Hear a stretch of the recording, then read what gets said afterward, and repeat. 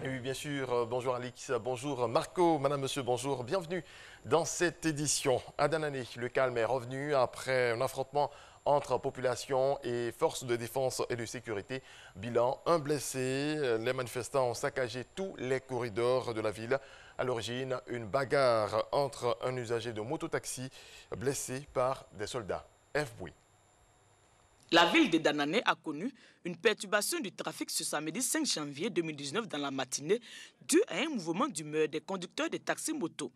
Pour un retour à la normale, le préfet de département a réuni les acteurs du transport, les conducteurs de taxis-motos, les commerçants, les forces de défense et de sécurité, les élus, les autorités traditionnelles et administratives. À l'issue de cette concertation, des appels au calme et à la normalisation sont lancés. Je dis à tous nos collaborateurs, à tous nos camarades, chauffeurs de Baka, de taxi, etc., que dès demain, à partir de 6 heures, nous allons reprendre l'activité, qu'il n'y a pas de problème. L'activité va reprendre demain sans problème. Je demande à toute la population de Danané de vaquer à leur occupation à partir de demain matin, normalement, à tous ceux qui veulent nous visiter, que ce soit du côté de Libéria ou de la Guinée, et même les Ivoiriens qui veulent visiter Danané, de venir sans crainte. Nous avons vécu récemment des événements malheureux à Zouaounié et le département de Danané, malheureusement, s'est invité à cette crise du fait des rumeurs. Donc, évidemment, j'appelle l'ensemble de la composante de la population à ne pas laisser circuler les rumeurs. Je l'ai indiqué, il n'y a pas eu de mort, il y a eu juste un blessé que nous avons pris en charge. J'invite donc les populations au calme et surtout à la retenue. Le préfet a en outre saisi le cadre de cette réunion pour exhorter les conducteurs de taxis-motos à se conformer à la loi. J'ai demandé aux conducteurs de taxis-motos qui bénéficient d'une tolérance administrative de se mettre en règle vis-à-vis de la législation du transport. Faire en sorte qu'ils aient, 1, les vignettes, 2, qu'ils aient l'assurance, 3, qu'ils aient le permis de conduire. Et bien évidemment avec tous les accessoires de sécurité. Il faut le rappeler, le mouvement d'humeur est parti d'un incident survenu le jeudi 3 janvier à un corridor de la ville. En effet, une altercation entre un conducteur de taxi-moto et des éléments de force de l'ordre est née suite à un refus d'obtempérer. Le conducteur en question, blessé, a été pris en charge à l'hôpital général de Danané. Aussitôt informé, le préfet et le maire ont conduit des concertations et des sensibilisations. Malgré cela, le samedi matin, de jeunes gens, principalement des conducteurs de taxis-motos, ont érigé des barricades, saccagé et incendié les corridors de la ville. Bilan général, aucune perte en vie humaine, un blessé et 4 corridors incendiés. Pour l'heure, le calme est de retour dans la ville et les activités ont repris. Le député de Boaké Commune, Charles Niaoré, a offert des vivres et non-vivres aux populations dans le cadre de la journée Boaké Ticlaman, c'est-à-dire Boaké est agréable, un concept qu'il a lui-même initié. Le reportage de Hassan Khan, commenté par Kader Sogodogo.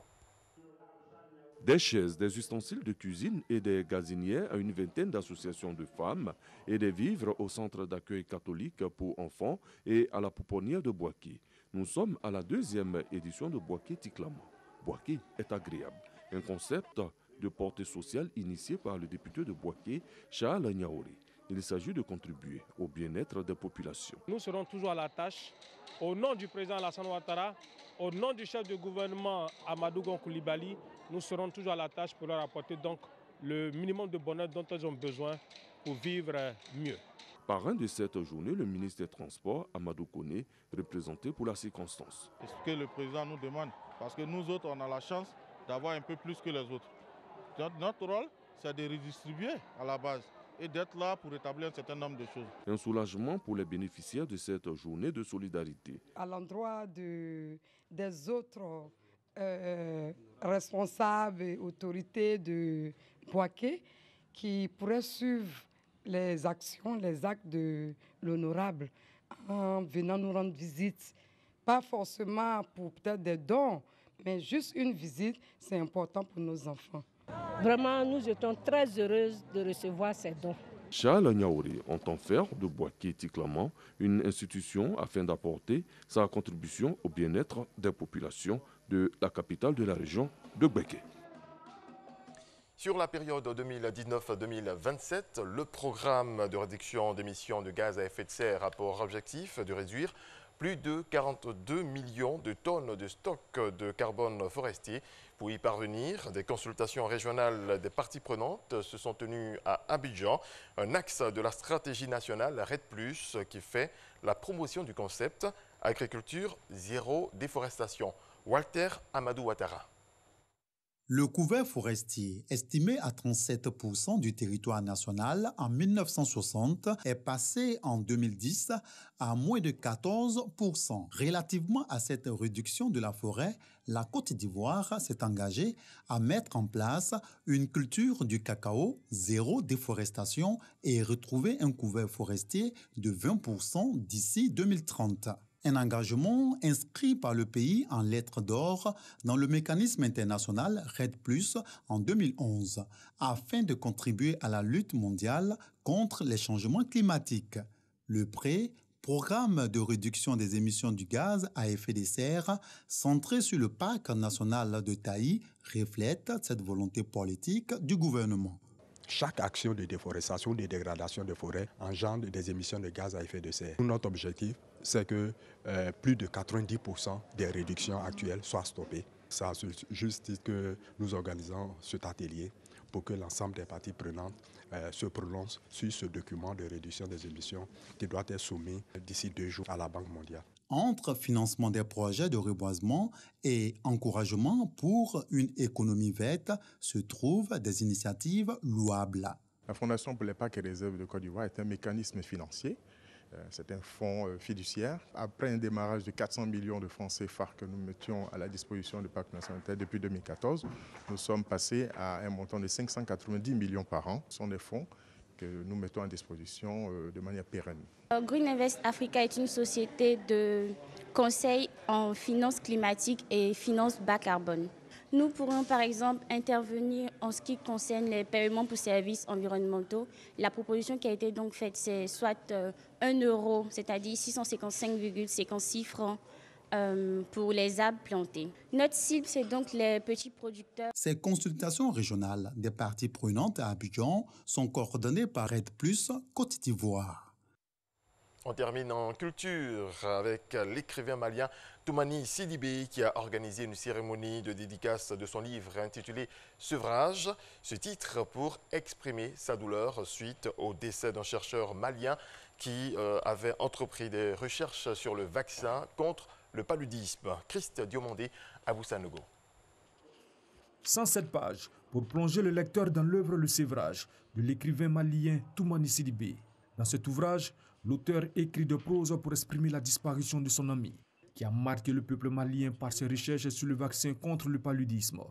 Professeur Ogobara Dumbo était celui-là dont il fait des éloges dans son œuvre. Ici, l'auteur retrace l'objectif visé par le professeur, celui d'aider toute l'Afrique à trouver un remède contre ce fléau. C'est en 2020, en principe, qu'il avait promis de pouvoir trouver un vaccin contre le paludisme.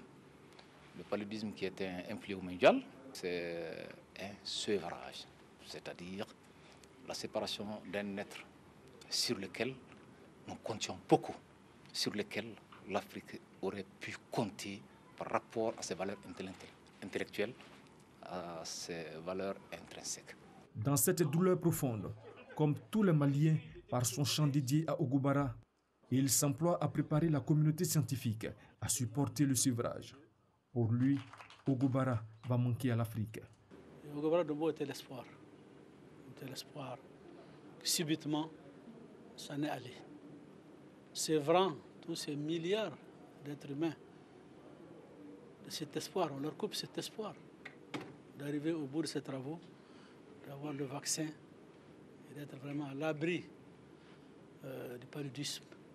Après Cardiogramme et Le Capitaine, l'écrivain malien est à son 3e ouvrage. Juriste poète, Toumani est aujourd'hui conseiller au ministère des Affaires étrangères et de la coopération internationale du Mali. Outre cela, il est au consulat général du Mali à Abidjan. Voilà qui marque la fin de ce premier point d'information. Je vous retrouve à 6h30 pour le développement de l'actualité africaine. Et avant 6h30, juste une petite question pour vous. On s'est promis de débuter du sport pour cette année 2019. Savoir si vous nous accompagnez. En bref, est-ce que vous avez commencé à faire du sport? Si. Je fais du sport. Vous faites du sport? Quel sport? Quel sport? Attention, mesdames et messieurs. Sport et activité physique, on a vu ici que... Non, moi, chaque matin, je fais des pompes. Ok. Voilà, et puis... Combien environ? 50 pompes. 50 seulement? Oh non, justement, c'est pour commencer. 50. Ah ouais, en 2019. Régis, c'est bon. Voilà, c'est déjà bon. Vous au moins. Bon, au moins, vous allez arriver, quand vous allez arriver à 350 pompes comme Guy Noël qui fait la oui. Guy Noël, c'est 350 pompes. Il est suivi dans la hiérarchie par Marcelin qui fait 312. Pardon. On est Mais oui, 312 pompes. C'est bon, ça peut aller.